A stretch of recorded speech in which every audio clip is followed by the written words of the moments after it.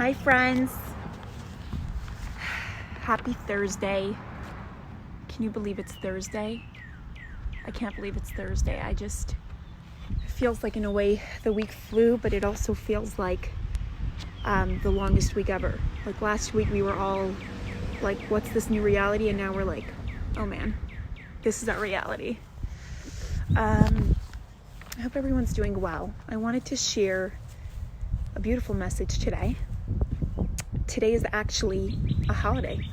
I know many people don't know that, but not only is it a holiday, it's a Jewish holiday.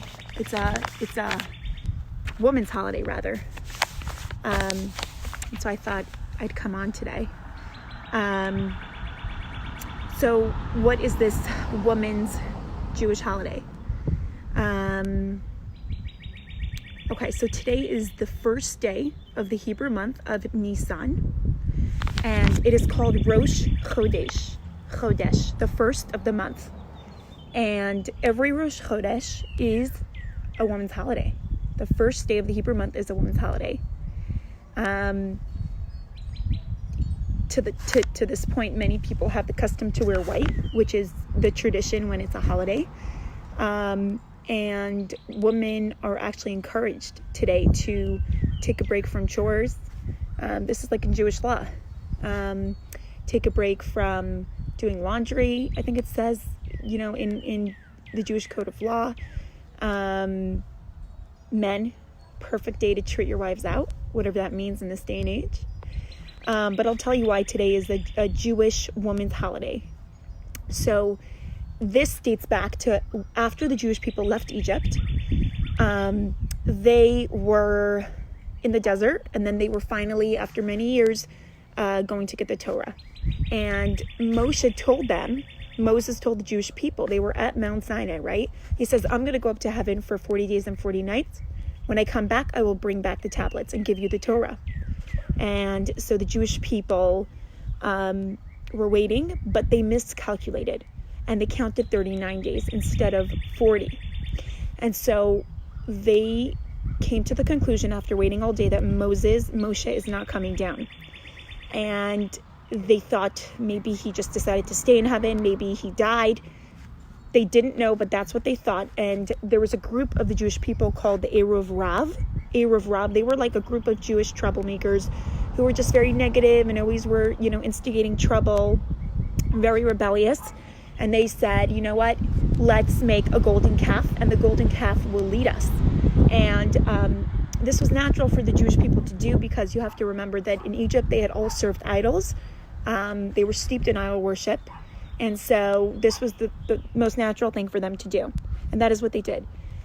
They decided to build a golden calf. They created this big fire. They collected gold. And one of the things that happened was that the men turned to their wives. And they said, give me your golden necklaces, your golden bracelets, your golden earrings. And the woman refused. It even explains in the Midrash that the men were trying to pull off of their wives their necklaces, their bracelets, their earrings, and the woman resisted. And the woman said, no. Moshe told us he's coming down the mountain. He's coming. We have perfect faith. And the men were not successful in taking away the gold from their wives. So even though the woman had also been, steeped in idol worship, they did not give in to the idol worship proposal here. And because of that, God rewarded them a holiday. And what was the holiday? Rosh Chodesh, the first of the Hebrew month, which is today. Again, reminder to men, treat your wives out today. Make her a tea, make her a coffee, tell her you'll do the laundry today. It's a perfect day for that. So what's interesting is, why did God give the woman the holiday of Rosh Chodesh, the first of every, Jewish month? And the answer is because, well, this is what many rabbis explain, because the Jewish calendar goes by the moon, right? And the secular calendar goes by the sun. So the way it works is that the first of the Hebrew month is always the moon. You can't see it. It's hidden, right? And the 15th you can see it. And that literally describes what this is all about. The women were the ones who were able to see God when nobody could see God, right? they believed in Moshe when nobody could see that Moshe would come down. They believed in that. The women were the ones who always had faith, and were always the ones who instilled in their families this idea of faith and hope. And they were the resilient ones in their families. And that's always been the Jewish tradition. The women are the ones who, it says that the women are the ones, and the reason why we left Egypt, and the women will be the ones who will help us, who in their merit, in the women's merit, we will leave our current exile. So, woman, power to you today. We have that power. Today is an interesting time that we're living in. I think for many, people feel helpless and hopeless, and people are scared, and people don't know who to turn to. And you women in your families, it's our job to turn to our families and say, we got this. God has a plan. The world is not a jungle. It's going to be okay. We need to be the stronghold of our families. That's always been the Jewish tradition. I want to end off with a few things. Number one, tonight we have a Parsha study class. If you've never joined, maybe now's the chance to join. It's 1 hour from 7 to 8. It's a great class. It's a Torah portion class on the weekly Torah portion. It's always inspirational. We always have a good time. Super interactive. If you'd like to join, reach out to us. We'll give you the Zoom link. The other thing is from 8:30 till about 9:30, 9:45, we're going to be doing a virtual challah bake. Ladies, this one's for you. Everyone actually can join, but we will be focusing on the woman, the power of women in Judaism, and challah, which is a mitzvah connected to women. It's going to be really fun, super interactive.